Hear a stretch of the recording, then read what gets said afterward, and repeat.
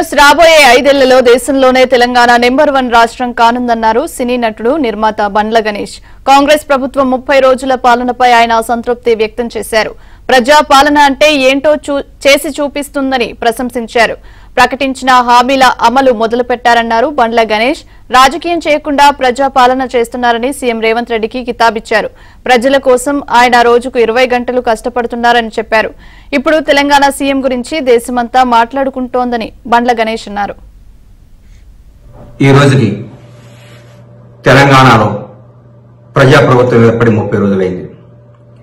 ఈ 30 రోజుల్లో ప్రజలకు ప్రజాపాలన అంటే ఏందో రేవంత్ రెడ్డి గారి నేతృత్వంలో ఏర్పడ్డ ఈ కాంగ్రెస్ ప్రభుత్వం అనుకున్న కార్యక్రమాలన్నీ అద్భుతంగా చకచకా చేసుకుంటూ ముందుకు పోతున్న ఈ ప్రభుత్వంలో మా నాయకుడు రాహుల్ గాంధీ గారు కానీ రేవంత్ రెడ్డి గారు కానీ ఇచ్చిన మాట ప్రకారం అనుకున్నట్టే ఎల్బీ స్టేడియంలో ప్రమాణ స్వీకారోత్సవం జరుగుతుండగానే ఇక్కడ ప్రగతి భవన్ అదే ఇప్పటి ప్రజాపాలన భవన్ గడియలు బద్దలు కొట్టడం జరిగింది. 2 రోజుల్లోనే 2 కార్యక్రమాలు చేయటం, ఎన్నో అద్భుతమైన పథకాలు చేసుకోవటం, భారతదేశంలో ఉన్న ప్రధానమంత్రితో పాటు ప్రతి మంత్రి దగ్గరికి పోయి మన రాష్ట్రం గురించి, మన రాష్ట్రానికి రావాల్సిన నిధుల గురించి మాట్లాడుకోవటం, ప్రతి ఒక్కళ్ళకి రాజకీయం చేయకుండా ప్రజాపాలన అంటే ఏంటో ప్రజలకు చేరువై ప్రజలకు న్యాయం ఎలా చేయాలో ప్రజల కోసం 20 గంటలు తప్పిస్తున్న ముఖ్యమంత్రి రేవంత్ రెడ్డి గారు.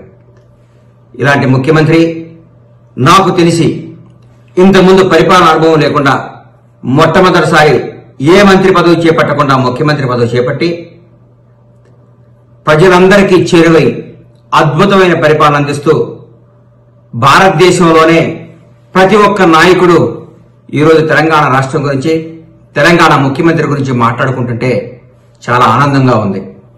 రేవంత్ రెడ్డి గారి నాయకత్వంలో రాబోయే 5 సంవత్సరాల్లో తెలంగాణ రాష్ట్రం భారతదేశంలోనే నంబర్ 1 రాష్ట్రంగా తీర్చిదిద్దుతారు.